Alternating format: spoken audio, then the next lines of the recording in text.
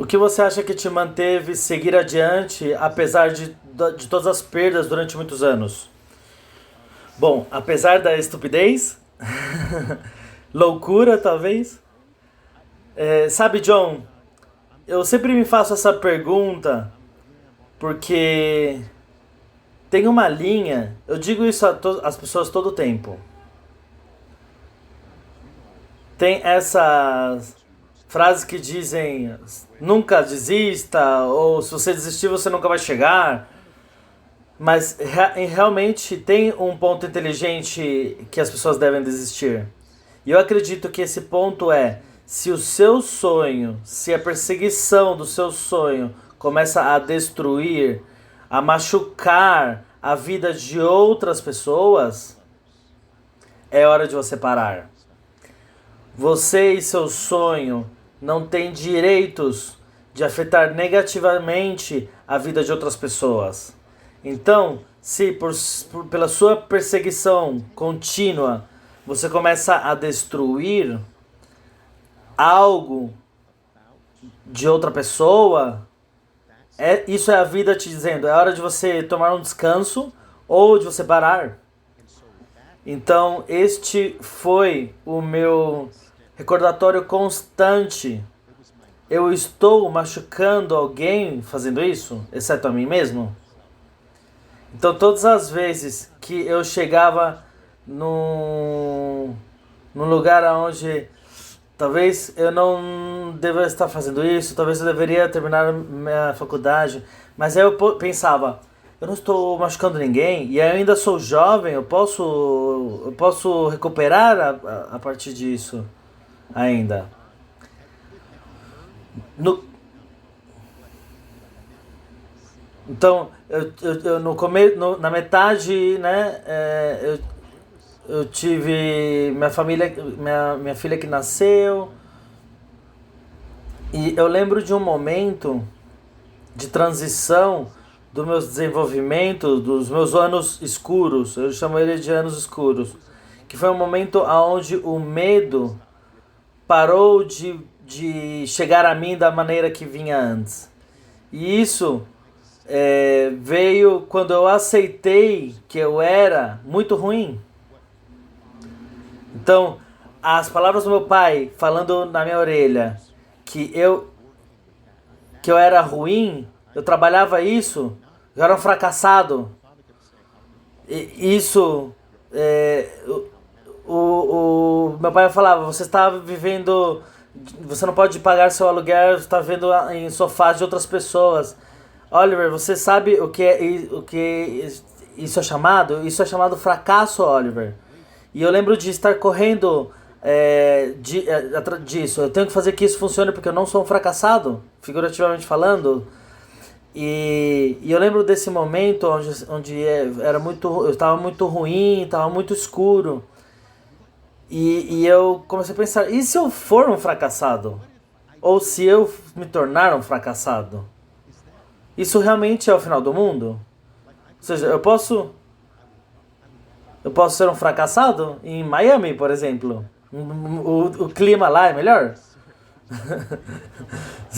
Você acha que eu estou brincando, mas não.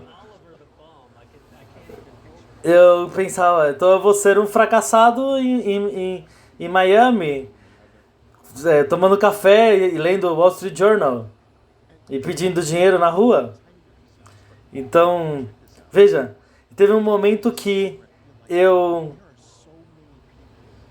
que eu vi, tem tantas pessoas no mundo que elas pensam que elas sabem que elas não são boas no que elas fazem. Vejam todas as pessoas que jogam golfe, elas sabem que elas não são boas e elas igualmente fazem isso todos os finais de semana. Elas se desfrutam. Então eu pensava, e daí se eu não conseguir? E daí se eu não realizar meu sonho? Eu gosto disso, eu vou fazer isso a minha vida inteira. E se eu tiver que conseguir um trabalho temporário pela minha vida inteira para manter esse sonho vivo, eu vou fazer isso e não me importa. E eu sempre dizia ao meu pai, pai, você fuma, você não quer fumar?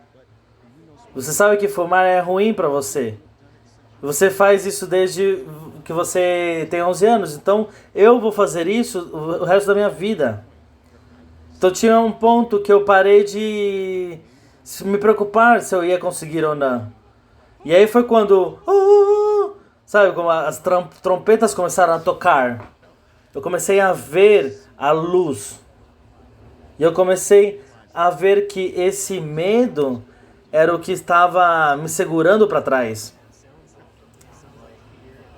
Sim, claro, só como nós escutamos isso o tempo todo, que com os atletas que vão à faculdade e como que tem muitas expectativas neles, a pressão muito grande e, e uma sabedoria psicológica muito boa que você compartilhou, Oliver, isso é muito bom. E sim, eu tenho uma segunda pergunta para você. Você passou muito tempo, claro, 6 anos. Claro que não tinha muita repetição naquela época.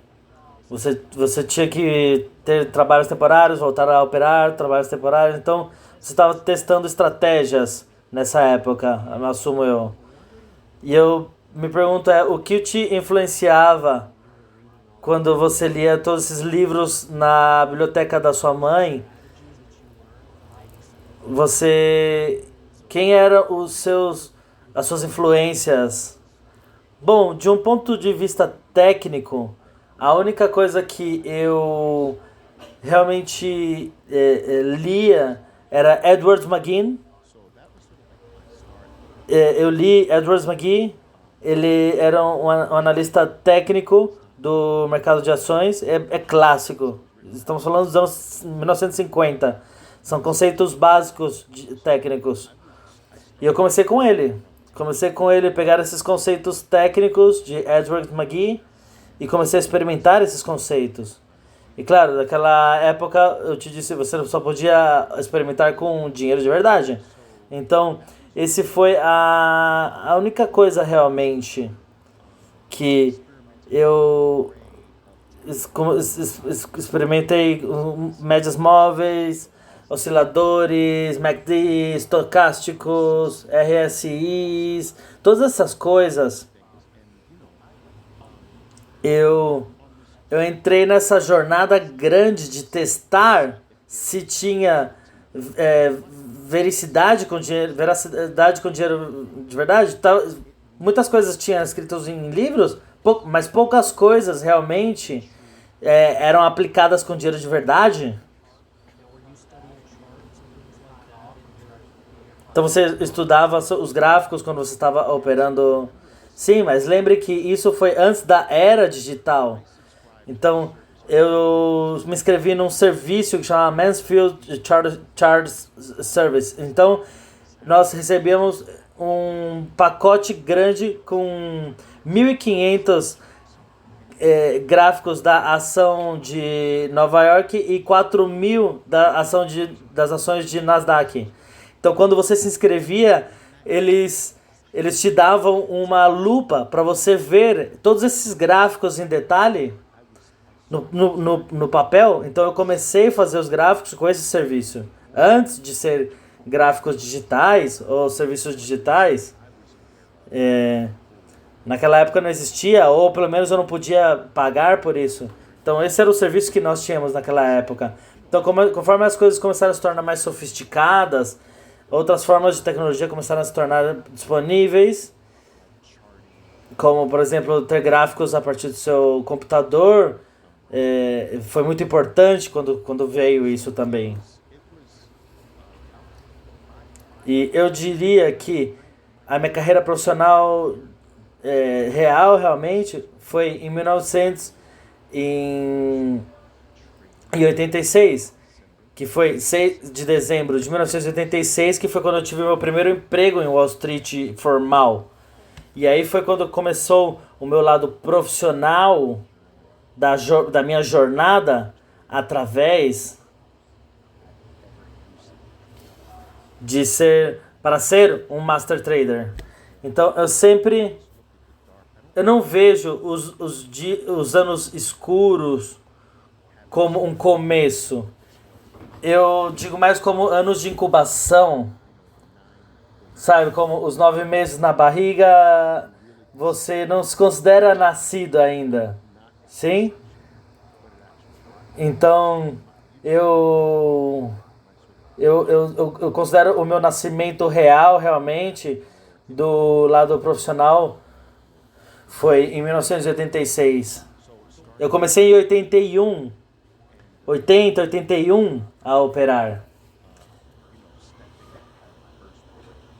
E entrando no mundo profissional em dezembro de 86, realmente.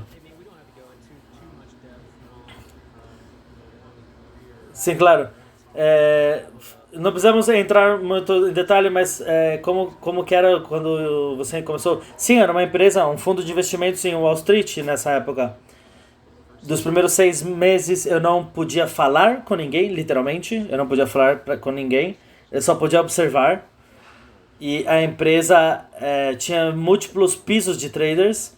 Em cada piso tinha como 200 traders, 150 traders em cada piso. E todos eles estavam em mesas. Então cada mesa de trading era de 8 traders mais ou menos. Então me puseram em uma mesa, tinha outros 7 traders que eu estava em. Cada mesa tinha um trader chefe e esse trader, quando ele sentia que eu estivesse preparado para começar a operar com uma porção do dinheiro do capital, ou seja, cada mesa tinha uma porção do capital do fundo. E aí foi quando eles me deram a minha primeira oportunidade. E não foi bom no começo. Ou seja, eu comecei muito mal, como a maioria das vezes começam. Eu tenho que dizer isso. E foi. Eu diria que foi